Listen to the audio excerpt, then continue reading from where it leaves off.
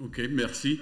Good Habits a parlé de français belge. Moi, je parle néerlandais, donc mon français est un peu difficile à parler de temps en temps. Donc, je dois chercher après mes mots, mais je ferai le mieux dès que vous me comprenez bien. Donc, moi, je suis le Sales et Marketing Manager chez Televic. Comme Philippe a expliqué, nous sommes une entreprise belge, mais avec des clients un peu partout dans le monde. Je vais vous parler de notre plateforme Assessment Q et comment l'évaluation des connaissances peut-elle améliorer l'efficacité de l'apprentissage.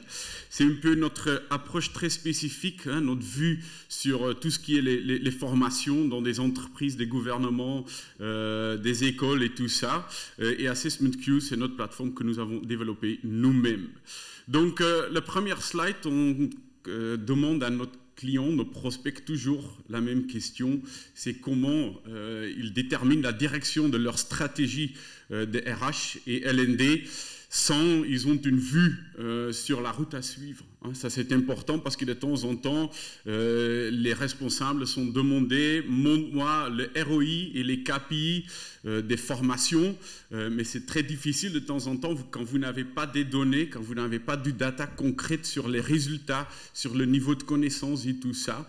Et donc, c'est pour ça que Televic a développé la plateforme Assessment Q. Et les deux choses qu'on va parler aujourd'hui, c'est pourquoi mesurer les connaissances et les compétences et comment mesurer les connaissances et les compétences. Et donc, voilà, la première slide, c'est une slide qui est utilisée par plusieurs organismes, donc peut-être vous avez déjà vu ce slide-là, mais c'est la courbe d'oubli d'Ebbinghaus. Moi, je vais expliquer mon présentation aujourd'hui. Vous avez entendu plus de 16 présentations aujourd'hui. Je pense que quand vous ne faites rien avec le data, avec cette info, lundi, vous êtes oublié par parfois 50% de ces choses qui sont expliquées aujourd'hui. Et vendredi prochain, ce sera plus de 80%. Donc ça, c'est toujours le cas. Quand vous partagez de l'info dans une situation formelle, informelle, c'est toujours que les personnes oublient. Ça, c'est une chose qu'on est sûr sur les formations, qu'ils vont oublier ou qu'ils ont perdu les connaissances après un certain temps. La deuxième chose, quand on demande dans des formations en présentiel, e-learning, tout ce que vous voulez, est-ce que vous savez qui connaît quoi à quel moment dans votre organisation? C'est toujours très difficile à répondre à ça. Si vous avez 5 personnes ou si vous avez plus de 1000 personnes, c'est toujours une question assez difficile de dire, voilà, qui connaît quoi à quel moment. Et les compétences, avoir une vue sur les compétences concrètes dans des organisations, ça c'est toujours un peu difficile. Mais c'est à cause de ces compétences que les personnes sont dans une certaine position. Et donc, quand vous n'avez pas une vue sur les vrais niveaux de connaissances, c'est difficile à organiser des formations qui sont liées au niveau des connaissances des personnes qui sont dans la salle. Et la motivation est une des défis, des challenges pour des formations. Quand des personnes sont dans une formation et ils ont le sens, ok, je connais déjà la plupart de ces formations, oui, après quelques temps, ils sont pas très intéressés, ils vont être un peu énervés peut-être à la fin. Donc, le niveau de compétence, connaissance dans une organisation, c'est toujours, on s'appelle ça une black box. Donc, nous travaillons ensemble avec certaines universités. Notre plateforme est aussi une spin-off de l'université de Louvain. Et donc, on a intégré quelques effets dans notre plateforme. Une, c'est le testing effect. Ça veut dire que le test ou une évaluation ont une très grande influence positive sur la mémorisation des informations. De temps en temps, on arrive sur des entreprises et on arrive au accueil, ils me demandent est-ce que vous voulez signer un dossier sur lequel vous avez lu et compris, par exemple, des choses assez focus sur la sécurité et tout ça, quand il y a un incendie, que je sais ce que je dois faire. Mais à la fin, j'ai juste signé le doc je suis dans le système, que j'ai bien compris tout ce qui est dedans, mais à la fin, ça, c'est pas correct parce que j'ai pas lu ce document. Et ça, c'est aussi un peu la situation quand on parle avec nos clients qui dit, voilà, on a eu une formation et à la fin, il y a une liste avec des personnes qui ont suivi la formation et on pense que tout le monde a compris ce que nous avons parlé dans la formation, mais à la fin, ça, c'est pas le cas. Imaginez-vous que j'arrive au accueil d'un organisme, une entreprise, et il me demande 5 petites questions. Et avec ces questions, je suis obligé de travailler sur ce dossier-là. Et donc, ça veut dire que les informations seront mieux mémorisées quand j'ai fait le test. Hein. Donc, quand je suis obligé de penser, de faire quelque chose dans une plateforme, ça m'oblige de penser sur des trucs. Hein. Ça, c'est logique, hein, le Distributed Practice Effect. Hein, quand on voit les écoles en Belgique, ils organisent des tests intermédiaires et pas à la fin d'un semestre. Donc, ça, c'est aussi positif, un effet positif sur la courbe d'oubli. Et la dernière chose, hein, quand j'ai reçu les questions, imaginez-vous qu'immédiatement après que j'ai donné une réponse, que la plateforme explique ou me donne le feedback, ça c'est correct ou fausse, et pourquoi ça c'est correct ou fausse.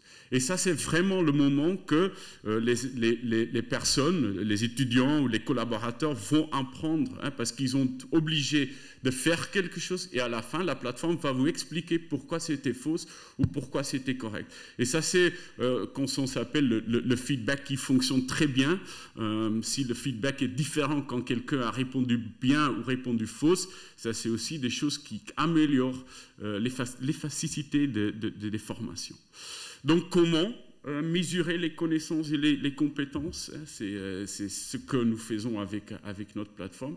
Et ça, c'est vraiment le processus que nos clients utilisent, pas toujours, parce que c'est pas possible de faire ça pour toutes vos formations, mais ça, c'est vraiment quelque chose qui est intéressant. Imaginez-vous que vous organisez une formation pour 10, 20 ou 30 personnes, et avant, ils entrent dans la formation, vous envoie une questionnaire vers eux avec des questions qui sont liées à votre formation, qui sont données par des entraîneurs externes ou par des personnes en externe, juste pour avoir une vue sur, OK, c'est quoi le niveau de connaissance? Qui connaît quoi? Parfois, on a des clients qui disent, voilà, on peut améliorer la formation en présentiel, il y a deuxième partie, parce que on voit que la partie théorique est très bien connue par notre collaborateur, donc on n'est pas obligé de mettre l'accent sur la théorie, on peut immédiatement aller sur la pratique. Hein.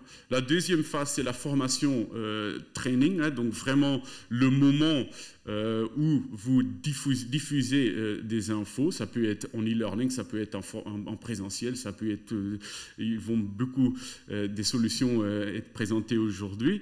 Et la troisième chose, c'est pratique et ancrage, hein, des évaluations formatives. Et quatrième, hein, on parle des tests et certifications. Les choses en vert, c'est vraiment le cœur de notre métier. Hein. Donc, la mesure des bases, comme j'y expliquais, hein, le but, c'est de déterminer le niveau de connaissance dans votre groupe, dans votre organisation, mais aussi voir, comment on dit ça, les lacunes, où il manque les connaissances, où on doit mettre l'accent sur les formations qui suivent sur ces questionnaires. Donc, c'est vraiment le but de ce phase, c'est connaître les besoins spécifiques et définir les KPI, c'est-à-dire, voilà, on veut améliorer le niveau de connaissance sur certains thèmes dans la formation. Deuxième partie, le training, oui, c'est logique, quand vous avez mesuré le niveau de connaissance et de compétences dans phase 1, que vous utilisez cette info dans votre phase 2, hein, parce que c'est important que vous mettez l'accent sur les lacunes, que vous mettez l'accent sur les choses qui sont peut-être pas bien connues, ça va être intéressant d'utiliser cette info.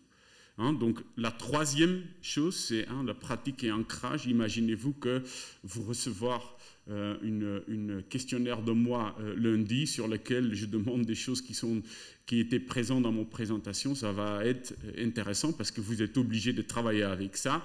Et Ebbinghaus ne fasse son travail parce que oui, vous êtes en train de faire quelque chose avec les connaissances.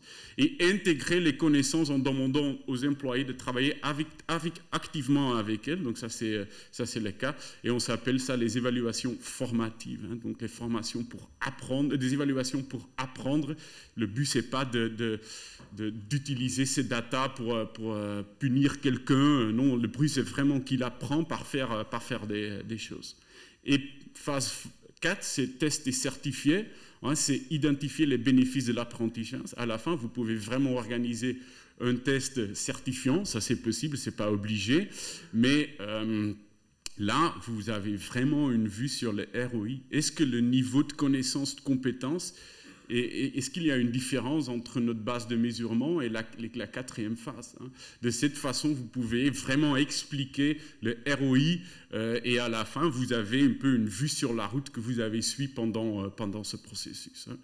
Et dans notre plateforme, hein, c'est vraiment, comme j'ai dit, le cœur de notre métier. Les 3 phases sont intégrées. Hein, donc, ça veut dire que nous avons des clients qui préparent leurs questions. On a plus de 25-30 différents types de questions qui vous permettent de mesurer les différentes compétences.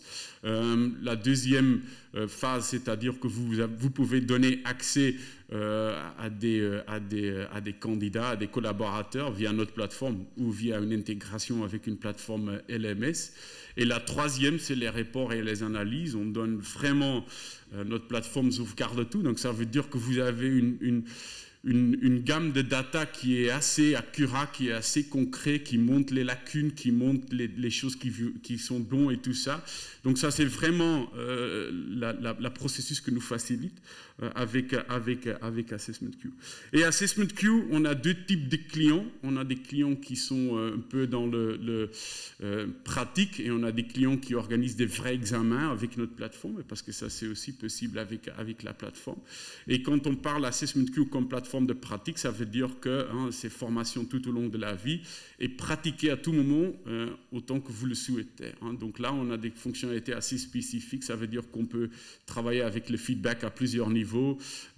Ça s'appelle ça activité à la volée. Ça veut dire que quelqu'un qui clique sur une module, il va chaque fois recevoir des autres questions liées à des métadatas que vous avez ajoutés sur les questions. On a aussi les AI qui généraient des items. On a report dataillé. On a aussi les adaptivités.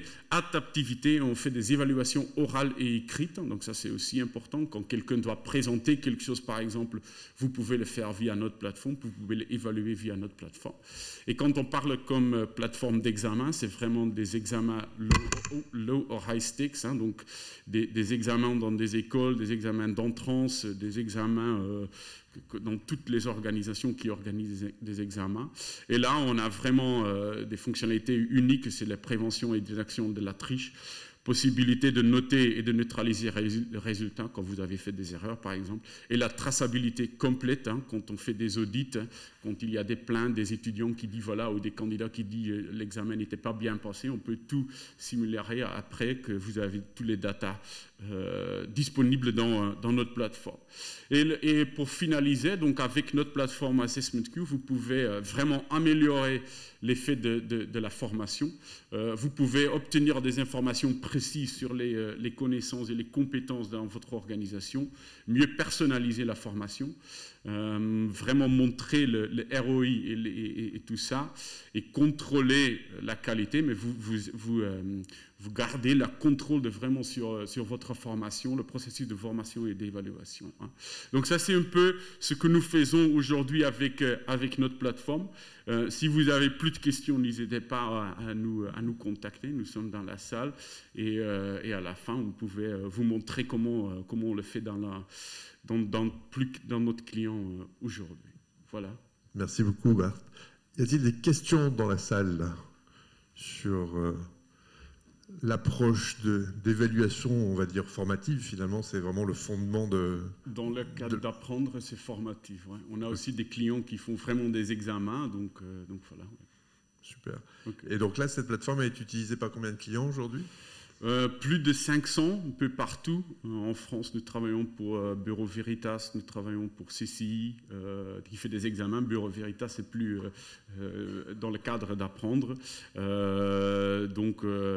Oui, nous sommes belges, mais nous avons un bureau ici à Paris aussi. Ouais, j'aimerais bien parler néerlandais comme tu parles français quand même. Ouais, Félicitations. Merci. Merci.